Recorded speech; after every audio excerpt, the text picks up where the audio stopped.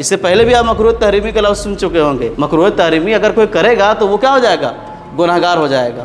اور وہ چیز جو شریعت کو پسند نہیں ہے لیکن اگر اس کو کوئی کرے گا تو گناہگار نہیں ہوگا, اس کو بولتے ہیں مکروہ تنزیہی. مکروہ تحریمی اگر کوئی کرے گا تو وہ گناہگار ہو جائے گا, اور اگر مکروہ تنزیہی کوئی کرے گا تو گناہگار نہیں ہوگا لیکن شریعت کو وہ چیز پسند نہیں ہے.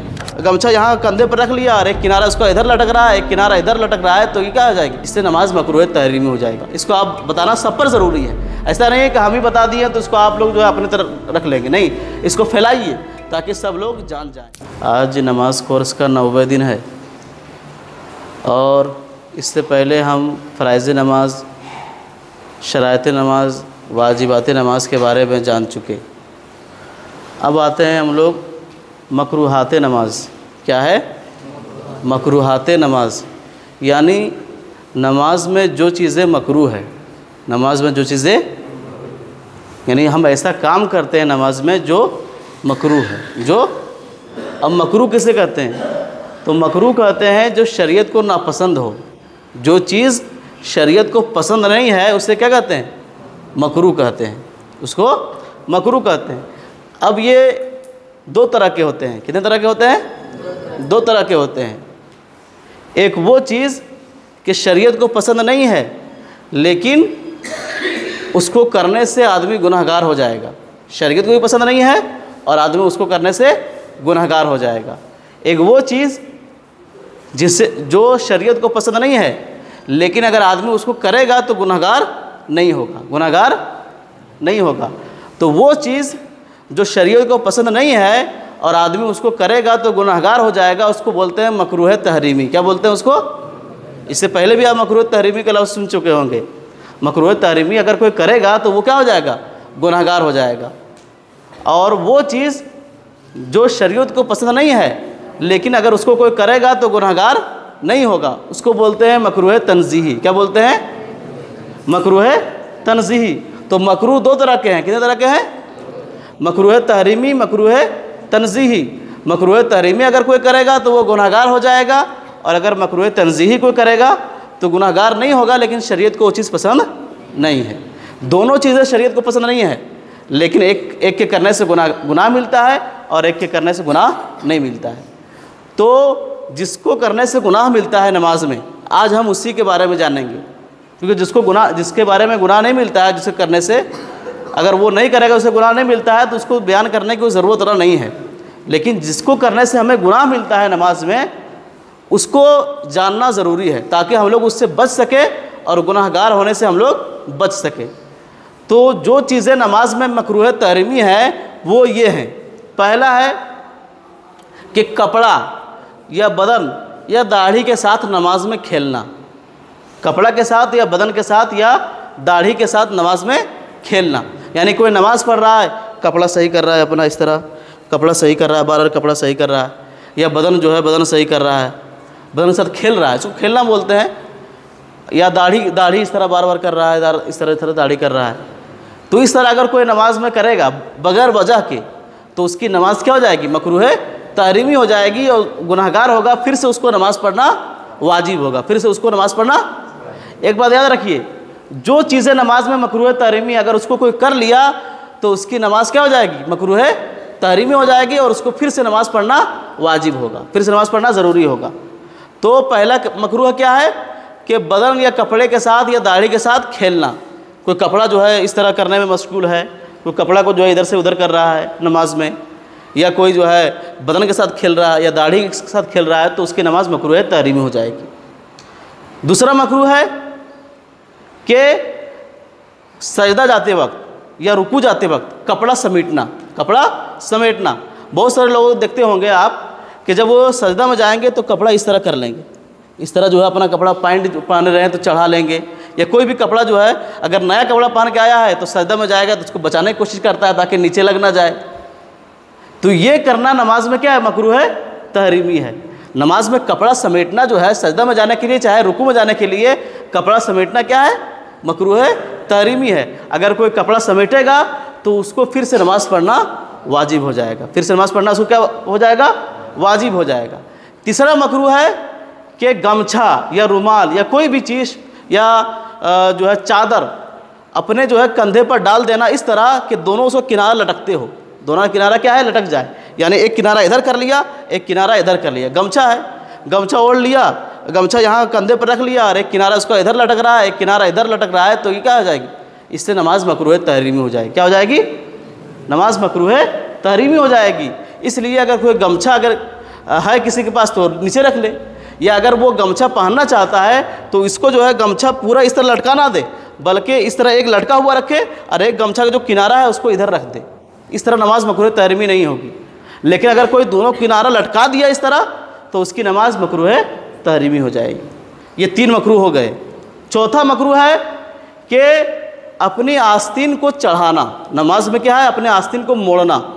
بہت سارے لوگوں کو دیکھتے ہوں گے آپ کہ وہ نماز پڑھتے ہیں جب تو یہ آستین موڑ کر کے اس طرح نماز پڑھتے ہیں، مڑا ہوا ہے نماز پڑھ رہا ہے، اس کو مطلب نہیں ہے کہ مڑا ہوا ہے یا کچھ ہے، بس نماز پڑھتے چلا جا رہا ہے، اس سے کیا ہوگا، اس کی نماز مکروہ تحریمی ہو جائے گی، چاہے یہ آستین موڑے چاہے پینٹ پہنا ہے تو پینٹ موڑے۔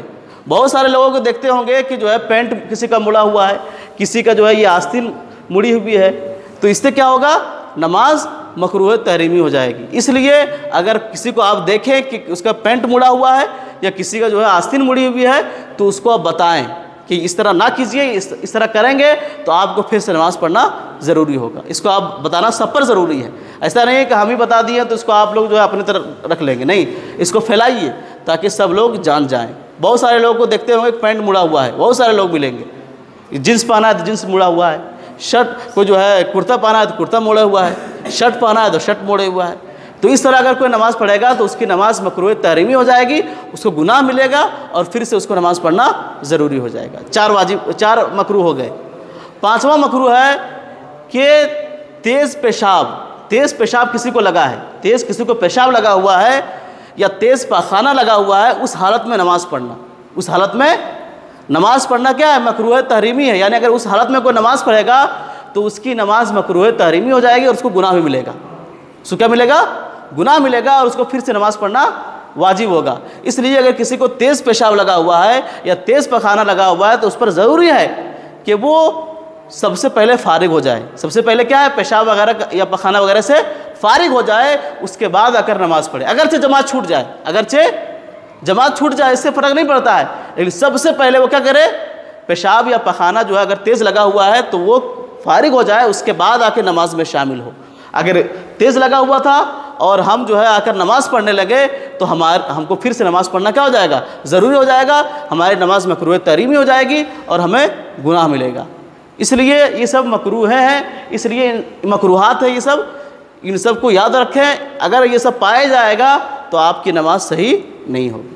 6واں مکروہ ہے کہ نماز میں انگلیاں چٹکانا، نماز میں کیا ہے، انگلیاں چٹکانا، یعنی کوئی نماز پڑھ رہا ہے اور اپنی انگلی اس طرح کر رہا ہے تو اس کی نماز کیا ہو جائے گی، مکروہ تحریمی ہو جائے گی، یعنی پھر سے اس نماز کو پڑھنا ضروری ہوگا۔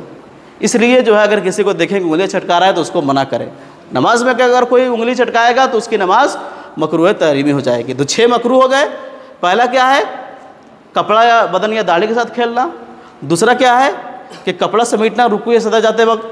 تیسرا کیا ہے کہ وہ جو ہے گمچھا اس طرح ڈال لینا کہ دونوں کنارے لٹکتے ہوں۔ چوتھا کیا ہے کہ آستین یا پینٹ موڑ کر نماز پڑھنا۔ 5واں کیا ہے کہ تیز پیشاب یا پخانہ لگا ہے اس حالت میں نماز پڑھنا۔ اور 6واں ہے کہ انگلی چٹکانا۔ یہ سب مکروہات نماز ہے، اگر کوئی کرے گا تو اس کی نماز، اس کو پھر سے نماز پڑھنا ضروری ہو جائے گا اور وہ گناہگار بھی ہوگا۔ اب اتنی باتیں تھی، اب کل انشاءاللہ جو ہے اور جو بقیہ مکروہات ہے اس کو بیان کیا جائے گا۔ اب قاری صاحب جو ہے قرأت کریں۔ اعوذ باللہ من الشیطان الرجیم، اعوذ باللہ من الشیطان الرجیم، بسم اللہ الرحمن الرحیم، بسم اللہ الرحمن الرحیم، انا اعطیناک الکوثر، انا اعطیناک الکوثر، فصل لربک وانحر، فصل لربک وانحر، فصل لربك وانحر فصل لربك وانحر إن شانئك هو الأبتر إن شانئك هو الأبتر إن شانئك هو الأبتر إن شانئك هو الأبتر إنا أعطيناك الكوثر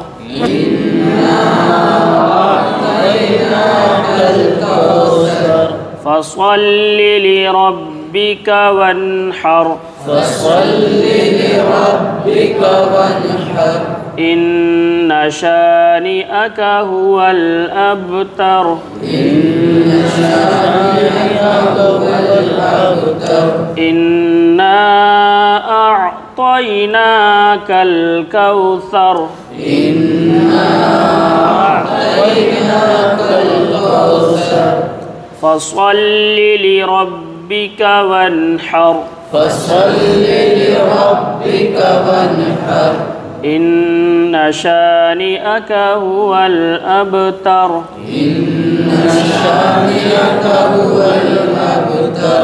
إنا أعطيناك الكوثر إنا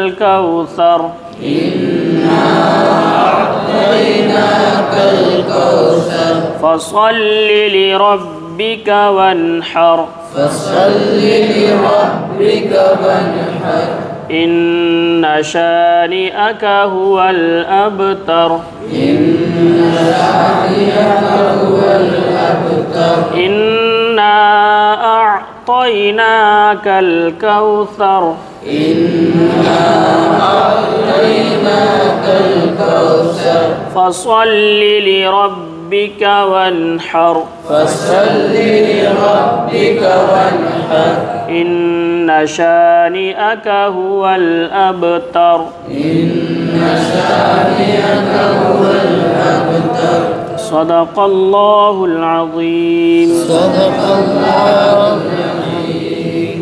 اللهم صل على محمد وعلى آل محمد كما صليت على إبراهيم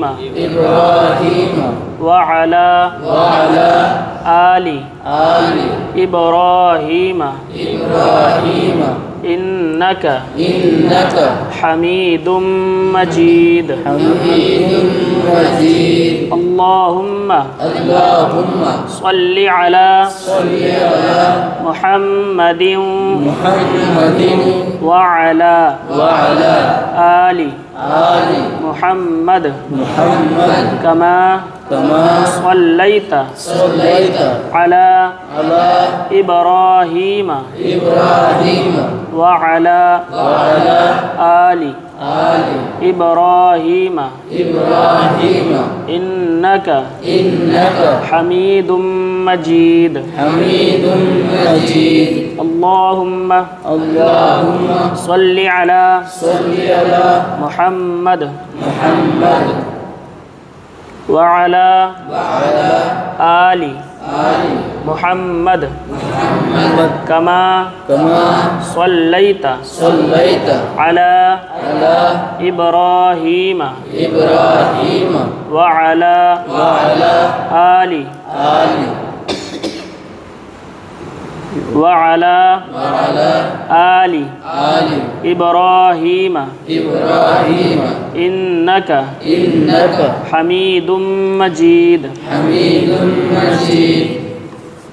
صلى الله على النبي الأمي وآله وسلم صلاة وسلام عليك يا رسول الله يا حبيب الله صلى الله تعالى عليه وسلم. اللهم أنت السلام ومنك السلام وإليك يرجع السلام. فحينا ربنا بالسلام وأدخلنا الجنة دار السلام. تباركت ربنا وتعاليت يا ذا الجلال والإكرام.